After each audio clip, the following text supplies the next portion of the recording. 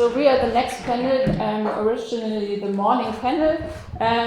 Our pathway is embodiment and our title is human-soil relations. And with me here, Claudia Ford, a former fellow, and Alex Toland. I will introduce them both a little later.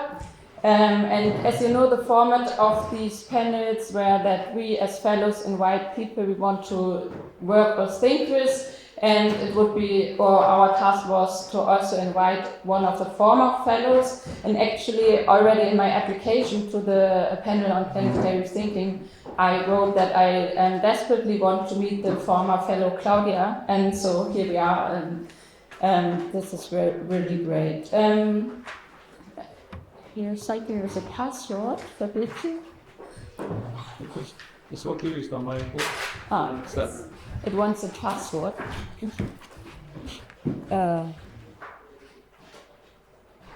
Fine. So this is our official title, but our title could be also the To Think With panel, which is very much related to the panel which we just heard, I guess. Also maybe I start with telling that I submitted my PhD the evening before I came here. So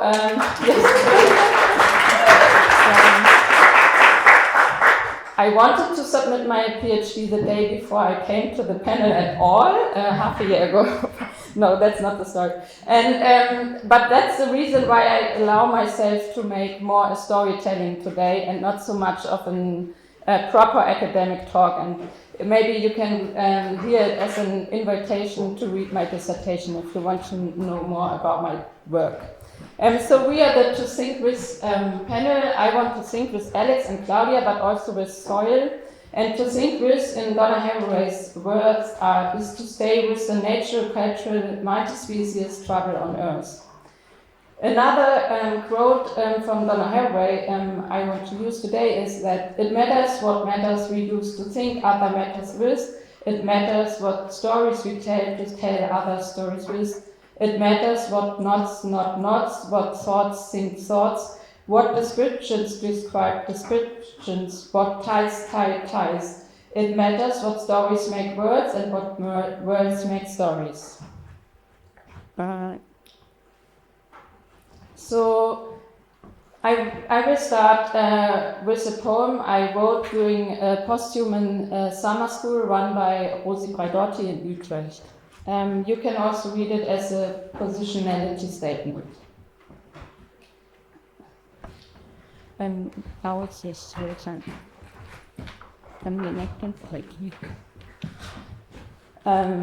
miss my garden. I miss my garden. Now we haven't seen each other for 2.5 days. To be precise, I counted it for 53 hours. That's what lovers do, I know, and yes, I am. Has Utrecht ever been a garden?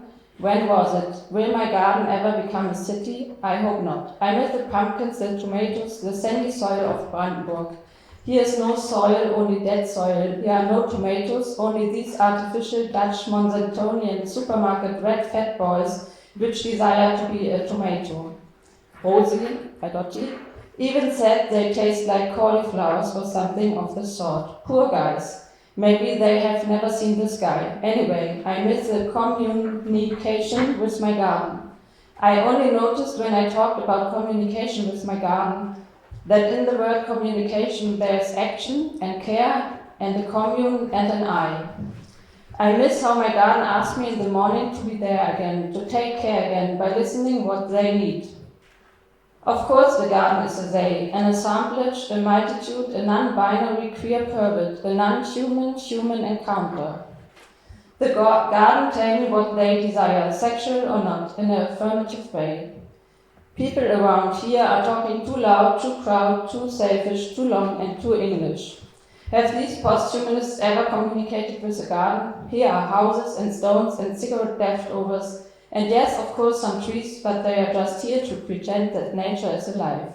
But nature never was. It has always been a human construct just to justify themselves, the so-called humans, to be so cultural. I miss my garden and me in it entangled.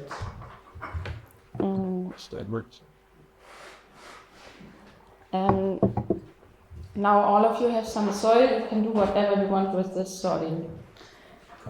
I didn't miss my garden once, but constantly throughout my time in academia. But it wasn't just my garden as a materiality, as a space or as a place that I miss. I found myself in academia searching disciplines, theories and researchers who make their arguments together with gardens, with soil, who think with nature or what we call nature. The farming perspective I have learned at my parents' organic farm taught me to think with nature or what we call nature. Every decision about cultivation, growth and even profit was made in concert with soil, the weather, microorganisms, the exposure of the field and many factors more. What's more, we needed to learn to communicate with soil to understand what needs to be done next. What's more, I learned very early on that it wasn't just us, the farmers, who made growth possible. I grew up on a strawberry farm in the Baltic Sea in northern Germany, close to the Baltic Sea in northern Germany. And I grew up with the story that it was the wind of the Baltic Sea that made our strawberries so delicious. Even today, I still wear hats most of the time, because I'm used to the Baltic Sea's winds, which are sometimes light and sometimes strong. Our strawberries, which couldn't wear hats, were so healthy and delicious precisely because of this salty Baltic Sea wind. The Baltic Sea wind was one reason why we had significantly fewer problems with fungal diseases, which are a major cause of crop failure in professional strawberry cultivation.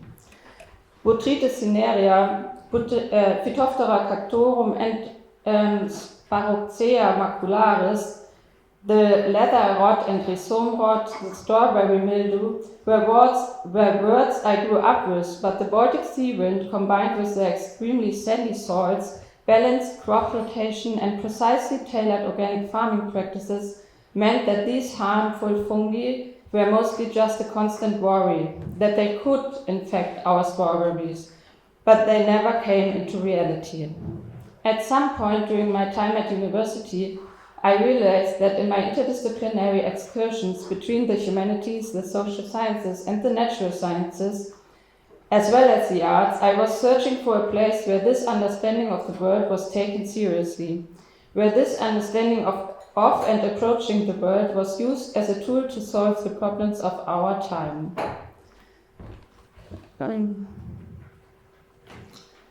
And I think that is very much related to this quote of Donna Haraway's, that the strawberries helped us with growing strawberries.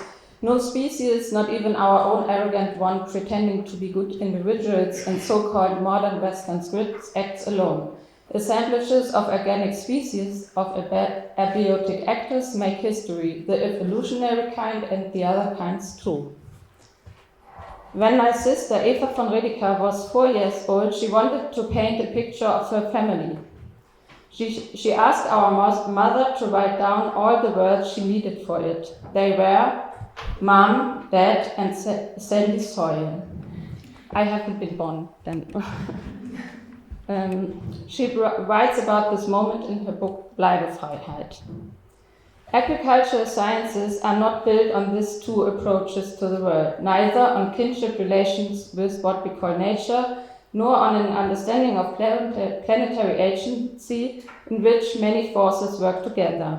That the Baltic Sea wind was part of our successful organic strawberry cultivation illustrates, beside the quote of Donna Haraway, what Jane Bennett names as an actor never really acts alone. A differency or agency always depends on the collaboration, cooperation, or inactive interference of many bodies and forces.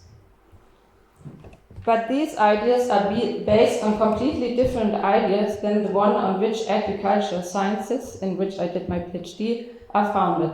The generalogy of agricultural sciences taught at universities are based on a specific idea on growth, prosperity, and male-centered Western enlightenment from the 19th century. This brings me to another story. While being in Baltimore, I went to my favorite bookstore and Café Red Ammers and attended a book presentation by Leah Penniman. So yeah, the roots of agricultural sciences. I will come back to this. Leah Penniman, to a book presentation by Leah Penniman. And there it happens. I heard a history of agricultural sciences I never heard before. Neither in my bachelor and master studies of agricultural sciences, nor in my excursions to the humanities, political sciences, post-colonial studies, or history of philosophy, anyone ever told me of this story, this history of agriculture. What is called epistemic violence became so obvious to me on this evening in the bookstore Red Ammers, a workers'-owned cafe fighting for social justice and the end of racism. Leah Penniman and also Monica White write alternative agricultural genealogies to those taught in conventional canon of agricultural sciences. Leah Penniman emphasizes that black land steward George Washington Carver was the first to speak of regenerative agriculture and of agroforestry, and that it was an indigenous system that integrates nut and fruit trees and grasses to feed grazing livestock. Regenerative agriculture, a methodology first described by Dr. George Washington Carver, involves minimal soil disturbance, the use of cover crops, and crop rotation. Elsewhere, she explained, George Washington Carver was a pioneer in generative farming, one of the first agricultural scientists in the United States to advocate for the use of leguminous cover crops, nutrient-rich mulching, and diverse horticulture. When it comes to regenerative agriculture, or legumes, or as cover crops, the roots of this practice has never been mentioned in the German-speaking context. I never heard the name George Washington Carver mentioned during my entire studies. LaDonna Redmond summarizes this situation in the foreword of Monica White's Freedom Farmers as follows. The contributions of people of color and indigenous nations are missing in our standing of food history. Our legacy has been erased. Penniman gave me a task on this evening. I need to weave these stories together. I need to compost agricultural sciences and the humanities together to get rid of the rotten colonial stories, to get rid of the anthropocentric and Eurocentric understanding of what we call nature, and bring this hot compost pile in contact with the movements of Black Lives Matter, Slavia Campesina, and also with farming perspective I brought with me all the way from the strawberry fields of my childhood from the Baltic Sea. This farming perspective is so close to the more than human perspective, multi-species studies, multi-species justice, post-human thought, new materialisms, and queer ecologies. But in the agricultural sciences, no one knew this concept, and in the humanities, no one knew that farming practices can teach us that much about the human-nature relationship. During the same stay in Baltimore, I went to a talk by Professor Dr. William Connolly and Professor Dr. Jane Bennett. So many things they told under the umbrella of new materialism and the planetary condition was something the farming perspective taught me all my life. But both William Connolly and Jane Bennett did not mention agricultural sciences as a potential discipline or farming as a practice to think with. After I asked them one day why not, they answered because agricultural sciences do not engage in the conversation, they do not open up to other disciplines or the questions of our time. They do not know enough about farming because no one told them. Thus, my compost pile became bigger and hotter. That's why the agrarian humanities are the field which I suggest as a new field of research, which is conceived as a response to the double research gap. First, within the agricultural sciences, there is a lack of critical decolonial and humanities-based reflection on power relations, epistemologies, and the conceptions of nature, as well on the history of the discipline itself. Second, within the humanities, agrarian perspectives and the knowledge embedded in farming practices remain largely overlooked, despite their epistemic and ecological value. The agrarian humanities, which I propose, are therefore a mutual opening between the fields, mobilizing peasant ecological and decolonial knowledge while critically questioning the epistemic foundations of agricultural sciences. That's the end of my little storytelling, and luckily I began with the story that I was searching for people who do this kind of research, and luckily I found them in the panel on planetary thinking, and also by inviting these wonderful people today. So I asked the question, what would happen to agricultural science when human exceptionalism and bounded individualism, those old source of Western philosophy and political economics, become unthinkable in the best sciences, whether natural or social, seriously unthinkable, not available to think with. So it matters with what we think and with what we not think. That was my little introduction. Now we switch the order, right? Yes. Okay, now because of the time, we switched the order, and it's my pleasure to introduce Alex Toland. She is Assistant Professor for Arts and Research at Bauhaus University Weimar, where she directs a PhD program in art and design. She holds an MFA from the Dutch Art Institute and a diploma and doctorate in landscape planning from the TU Berlin. She has taught at the TU Berlin University of Arts Berlin and Leuphana University, and published in the journals of Environmental Humanities, Urban Studies, Soil and Environmental Planning. Alex Toland co-chaired the German Soil Science Society's Commission on Soil and Education in Society, and currently chairs the Commission on the History, Philosophy and Sociology of Soil Sciences. She co-edited Field to Palette, Dialogues on Soil and Art in the Anthropocene, as well as Soil Turn, Artistic Earthly Engagement, and is currently working on a new edited handbook called The Language of Soils. Her work has been exhibited as Ars Electronica, Art Laboratory Berlin, Museum Schloss Rauischholzhausen, Science Gallery Glasgow, Center for Contemporary Art, and the German Hygiene Museum Dresden. Thank you for being here.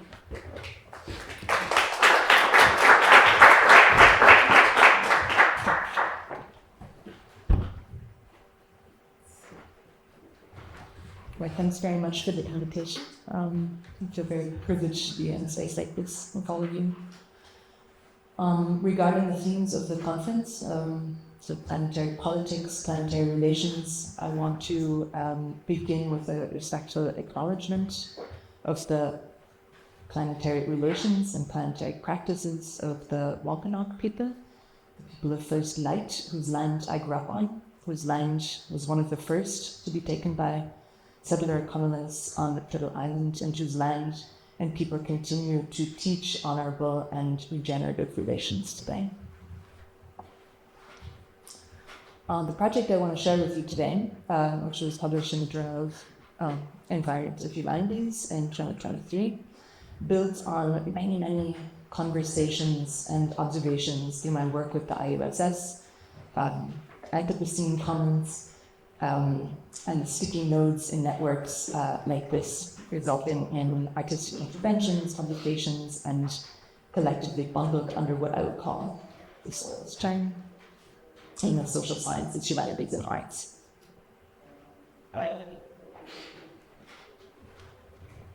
So this project on soil kinship builds on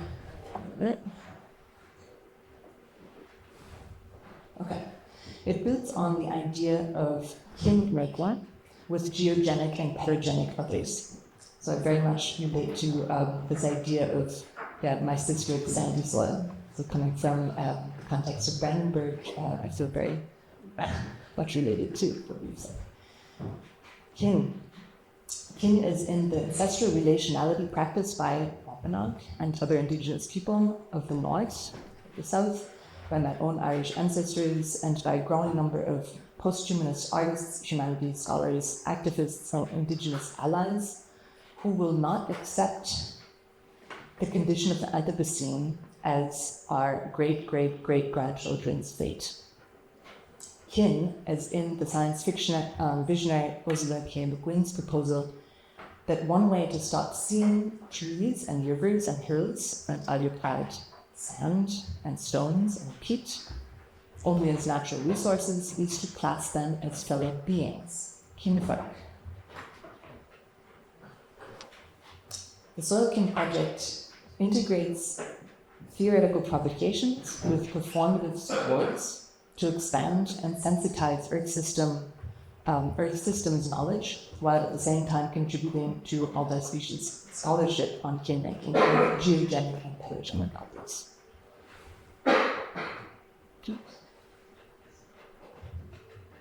Okay. With this idea of kin making in mind, I want to continue on what Sophie has said and also what we saw this morning in the first session. And I invite you for a moment to just close your eyes if you reach them, or to just focus on a geologic entity that you feel a special connection with.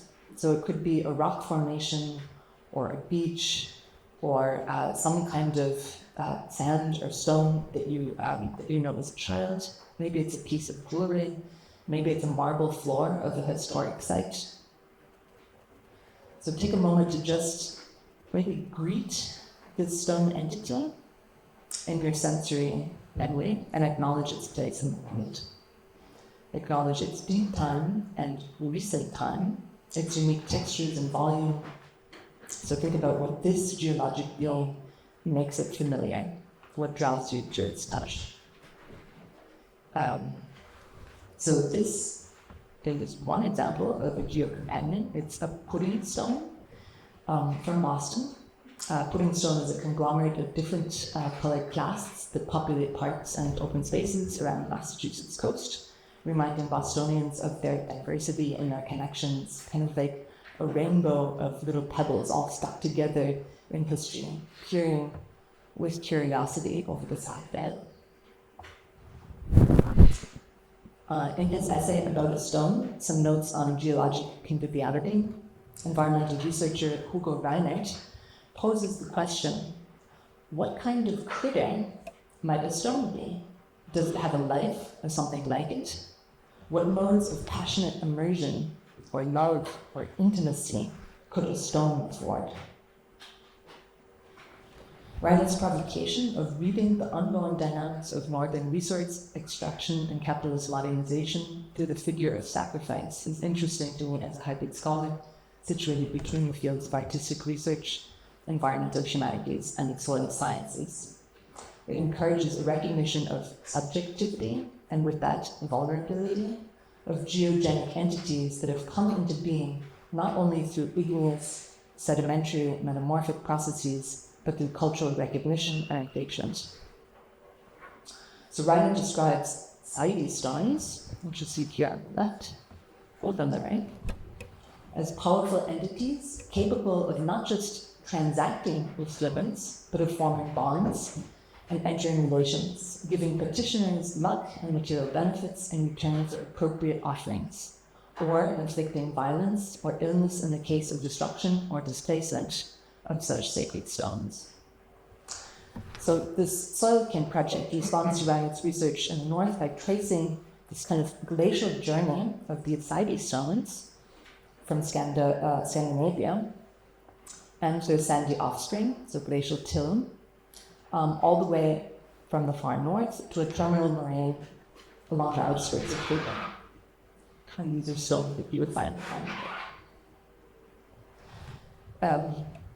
So drawing on the history and philosophy of soil science and performance research and feminist STS, the Soil Kin project invites reflection on the individual and collective agency of mineral intimacies and the boundaries of what it means to be alive.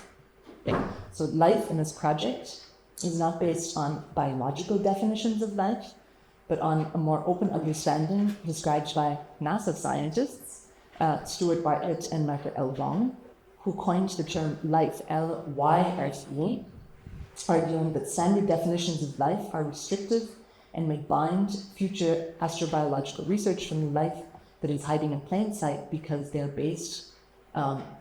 biased on carbon-based organometallic molecular teapots. So life is defined in the sense it's any system that fulfills all four processes of a living state. These are dissipation, autocatalysis, homeostasis, and learning.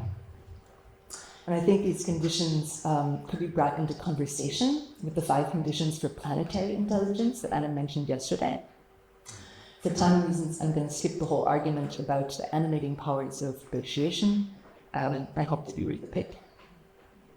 So critical to the argument, or to building the argument, is the invocation of affective methodologies, specifically from radical anti-art movement Fluxus. The project presents a series of relational exercises and reenactments, like the one shown here, which serve as instructions for action that function as embodied thought experiments for recognizing kinship. They're designed as event scores presented as gestural names with variable dimensions. And these have all been adapted with other artists and scholars in different educational and public contexts, always in reference to other performative works. So to locally situate the project, I want to take you to a campfire in an experimental forest north of Berlin that I have the pleasure to steward with a small group of human family, friends, beavers, beehives, oaks, slowworm cells, and other creatures of the soil. So at the end of the core evening, upon the recommendation of some wildcrafter friends, we removed some hot stones from the fire and put them into our sleeping bags. And this simple intentional act of geontological intimacy kind of marks the transformation from something perpetually cold and hard and inaccessible into something that's warm and comforting and familiar.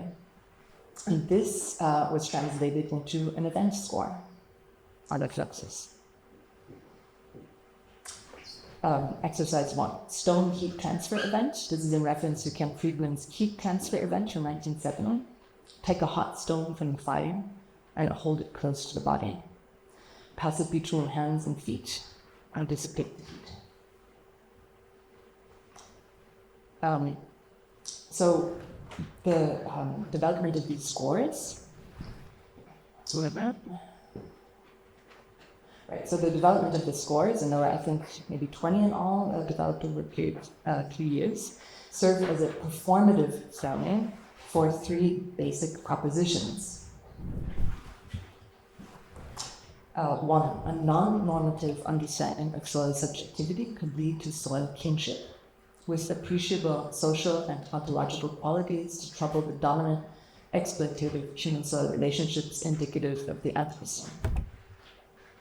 2, soil formation, what is known as soil sciences convergences, could be interpreted as a process of learning and becoming rather than simply weathering and aging through processes of erosion.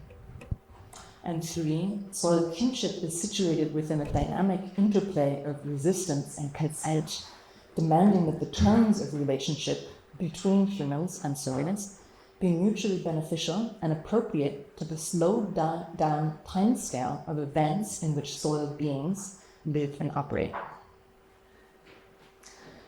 Okay, I don't have time to unpack these 3 propositions. The first part builds on Hugo Ranner's ideas of geologic conviviality and Elizabeth Pavanelli and Catherine Newsov's ideas on geoontology to offer discussion about the glacial erratic in these astrobiological definitions of life, with a critical scientific history of Pleistocene glaciation from an animist and performative perspective. The second part builds on these ideas to formulate a proposal for pedontology, so moving from geontology to pedontology. In this section, I discuss soil scientific understandings of soil formation processes that are epitomized by Hans Wiener's formula for soil formation, CLORPT. So I envision CLORPT, that's climate, organisms, relief, parent material, and time, as kind of a super being to propose that weathering is an act of teaching and learning and more than narrow technical communities. And the final part delves into the question of consent in a post-human, two worlds that often lacks protocols for permission, again using performative, relational, and ritualistic approaches to building multi-species kinships, with reference to the honorable harvest as a possible policy implementation, and the soil scientific concept of catena. So this means how soil types are related to each other within landscape. Okay, for time reasons, I'm not going to unpack anything here. I'm just going to end with sharing the original 9 scores as a kind of artistic contribution to the ongoing debates of the conference program.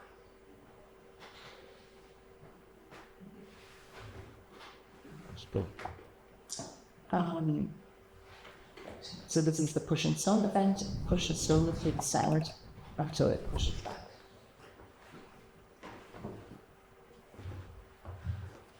Exercise 3. Become stone observing itself. Inflate a boulder-shaped avatar of yourself and float it above the horizon. Send aerial photographs, weather data, and hover selfies back to the surface.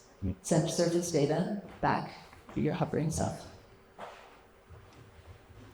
Exercise 4. Soil knowledge transfer event number 1. Dig a body-sized hole and curl up inside. Listen to the music of capillary rags. Fall asleep, counting roots. And the references from the bottom to the other comments. Exercise 5. Solve soil knowledge transfer event number 2. Hug the surface of the soil with your entire body. Like sand angels lying face down. Smell the leaf litter. Exercise 6. Observe a soil. Observe a soil with whatever means and materials available. Try a new sport.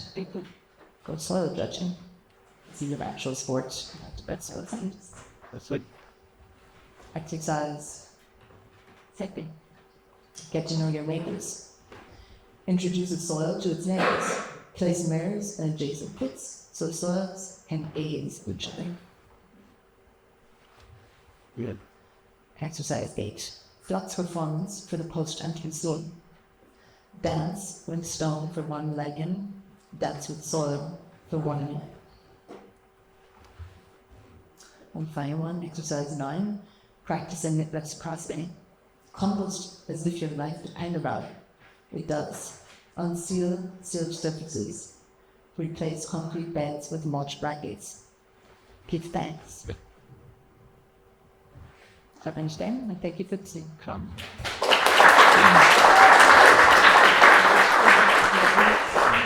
Okay, now we will listen to a poem by Naima Penniman, who is the sister of Leah Penniman, the book I was talking about. It's 5 minutes long, and it's called Black Gold. It's on soil, and then we will follow with Claudia.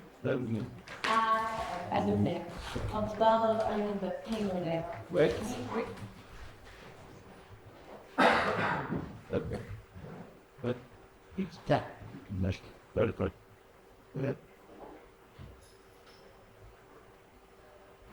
I live there. On the bottom, I'm in the penguin there.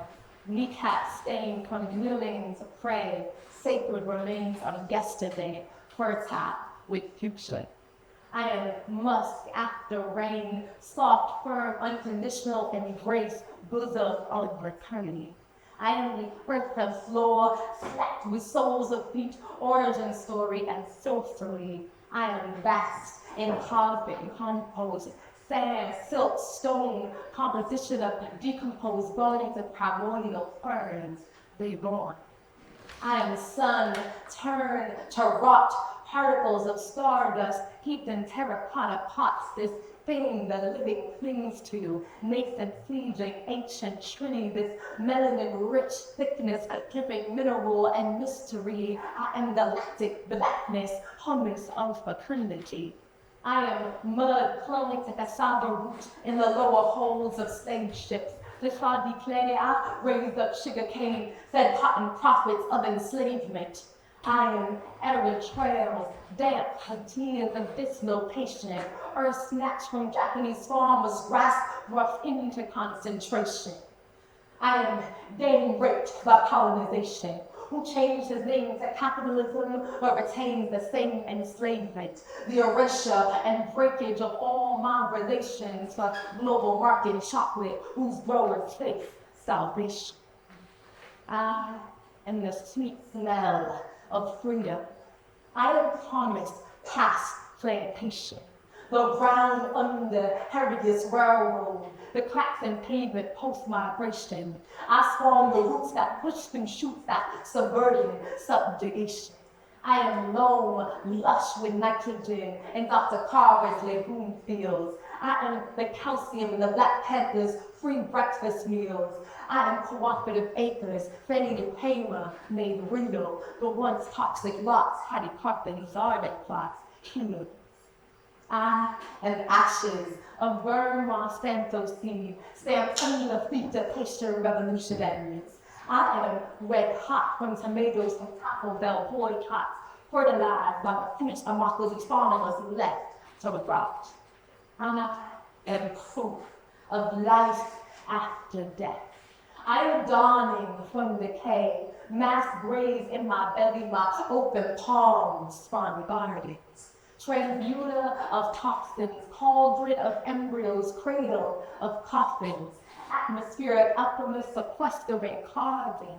I am bleached, stripped, strained by purveyors of pipelines and mountaintop explosions, erosion of homelands, washed to oceans, waterlands encroaching. I am choked. I am swept up and stepped upon, beguiled by the gluttonous. I am paradise paved over, poison drenched, drained of sustenance. I buttress monocultures of monopolies to be cultures of injustice. I am cultivated by machete. I am defended by cutlass, silent utterance. I am thunder. All these layers of concrete. I am abundant. I am umber, ochre, saffron, crimson, cocoa, brown, and ebony. I am gold, gold, gold. You are soil, filthy, black dirt, rich. You are soul, soul, soul. Take me in your palm. Breathe in my memory. Remember me, for soft when the my human I own you. The future depends on you.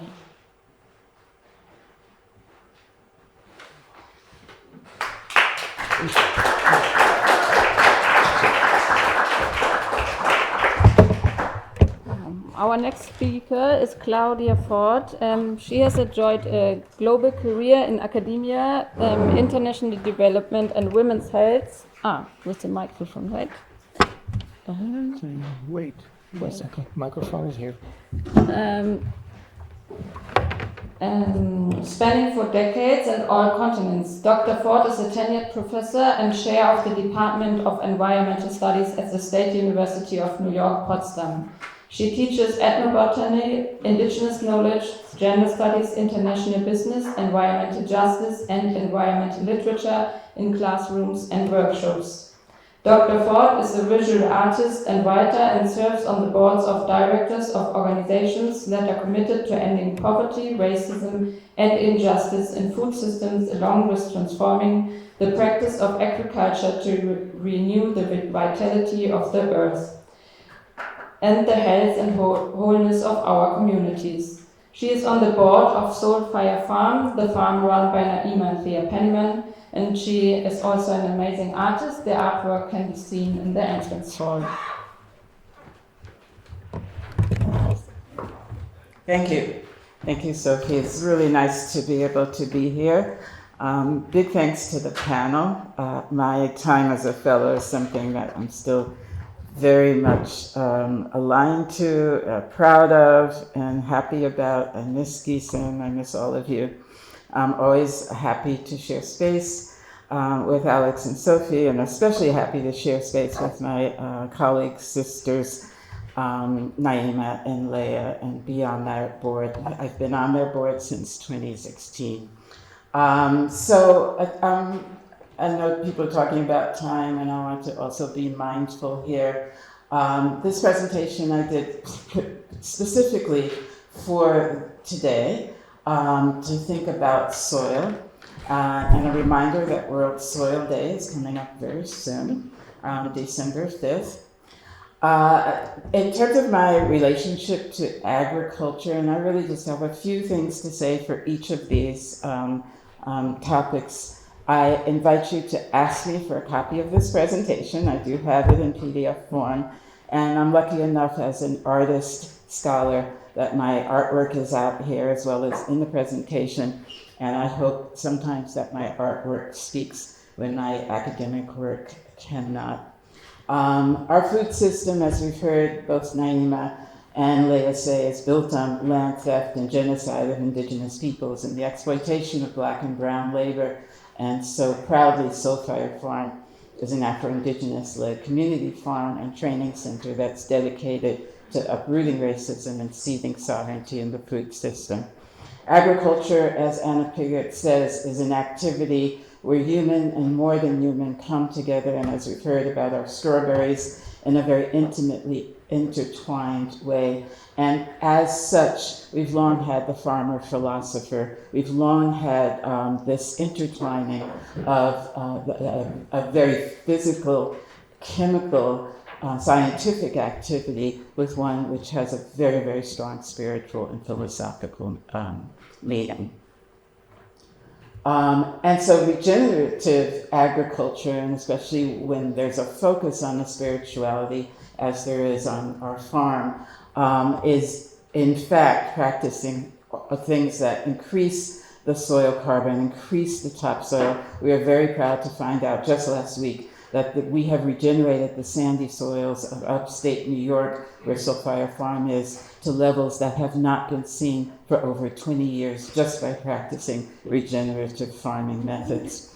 And yet at the same time, we are also bringing liberation and justice to the souls of our community members. One of the pieces of research that I'm working on now that you will see in my work, in my artistic work as well, is what I call grandmother wisdom. And yes, it is because I became a grandmother 4.5 years ago, which is why I'm in Berlin. And zoetic entanglement, an idea that I came up with to kind of explain the idea of relationships. We've heard about relationships in our talks yesterday. So the basis of this is that African American women, specifically my lineage, have long created an earth kinship that integrates the extreme amounts of trauma, oppression, and existential crises with also transcending that, and with a way of being and knowing that sees no separation, that needs no separation between what is spiritual, what is ecological, and what is cultural. Grandmother wisdom describes a way of being in relationship to the environment that Brandon B. Mike Odoms, a hip hop artist, describes us as alchemists of oppressions. Cornel West, who most of you know his work, describes African American culture as bluesmen and women in the life of the mind. And so this idea that we have created a culture that has had to integrate extreme amounts of existential crisis and trauma. And what does that leave us with? So it becomes, in my experience, a moral framework that requires that we attend to the development of human consciousness. And I think that we all know that these extreme events that we face in the planetary and in the Anthropocene require not more science. Yes, we need more science, but we know the science. We need a change, a paradigmatic shift. And that shift has to be underlined by an ethical change. It has to be underlined by a consciousness transformation. And so that's why this zoetic entanglement has to do with this idea of relationship between ourselves, our internal relationship, each other, how we treat each other, and how we treat the earth. And that's what I named zoetic entanglement from the very definition of zoetic, as we see here, awake, conscious, viable, animate, and breathing. What is planetary thinking with soil? Well, here I invite you to look at the artwork that I have put up. And my presentation of these collages are part of a series that I'm working on, dealing with all the different spheres. I think the next one's going to be hydrosphere, but this one is lithosphere, and I call it the ground beneath her feet, in order to really look deeply at soil's position in planetary thinking. And in the piece, I'm aligning the work of African American women entertainers at a time in the United States, the early 1900s, that was very difficult to even move around because of Jim Crow and segregation. And yet they were artists and entertainers. And I'm aligning them with dark goddesses, it's called dark goddesses, from around the world, from all different cultures, because I really thought of the dark goddess. Soil is probably the original dark goddess. This celebration of African American artists and entertainers, for me, reminds me of the hard-earned wisdom of African American women. And then I have a collaged poem, which is another form that I use, that explains the inextricable connections between environmental repair and racial justice. In this sense, I've written an article that with a colleague, Dr. Levine, that I definitely invite you to look up. It's in the Journal for the Study of Radicalism, and it's called Environmental Radicalism, Talking About a Revolution. And yes, on all of those, I am an environmental radical, and I am definitely a revolutionary, and these are the forms that my work take. And in this article, we go into detail on how environmental repair is tied to social and racial justice. But with a reminder, what we come up to is the ultimate goal is social and environmental healing and liberation for all of us. And what we say here is to exit this currently declensionist destructive pathway, we can't be timid. We have to be bold. We really cannot do these half measures that the environmental movement has been well known for, that liberals have been well known for, and that's why we're advocating for revolution. But revolution in the sense of the adaptive cycle, where revolution is creative and not destructive. So the article goes into detail on that. Environmental radicalism, we say, requires a profound understanding of the oppressions of white supremacy that have created these environmental destructions, and dismantling these unjust systems, that we can create possibilities for this zoetic entanglement, a less ruinous and more just future for people and for the earth.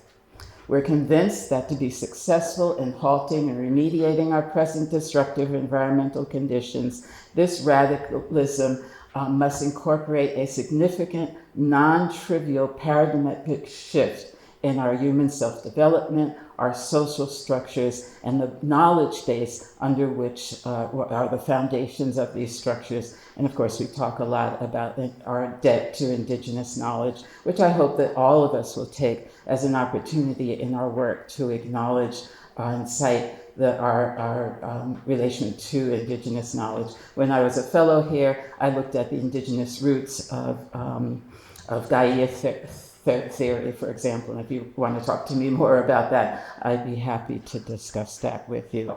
I end today then with the words of some other colleagues that you'll immediately recognize. And this comes from a piece that I've written for the Center for Humans and Nature. And their question was, what can we learn from the soil about our fundamental interconnectedness? This piece is up on the website, although I understand now from the organizers, the editors, that my particular part of it is still coming. It will be the last part of their series, but I certainly invite you to keep looking and also to see what is up now. So the quotes I thought were most important. From Yamina Presler, soil is the literal and metaphorical skin of the earth. It's the thin layer where rock and life intersect to form the basis of our existence. From Rachel Carson, couldn't do it without something from Rachel Carson. There are few studies more fascinating at the same time or neglected than those of the teeming populations that exist in the dark realms of the soil. We know too little of the threads that bind the soil organisms to each other and to their world and to the world above. From Maria Mies and Vandana Shiva, soil is the womb for the reproduction of biological, cultural, and spiritual life. Joshua Schimmel says, soils define culture. Throughout history, soil has defined human societies perhaps more strongly than any other single environmental variable. Its fertility defines our food, our population, and our economy. And I love this one, of course. Its colors define our art, and that's true. Our original arts and paints are made from the soils, and some still are.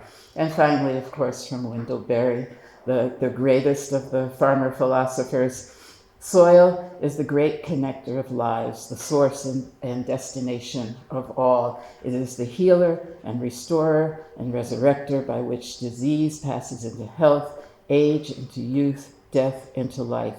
Without proper care for it, we can have no community, because without proper care for it, we can have no life. Thank you for listening. I'm happy to talk to anybody afterwards, and happy to share references to this.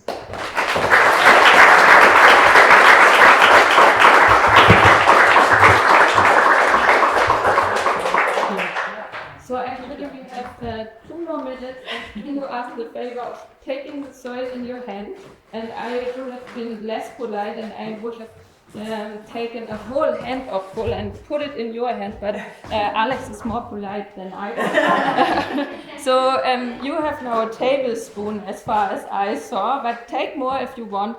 In a tablespoon of soil, there is 1,000 meters of mycelium.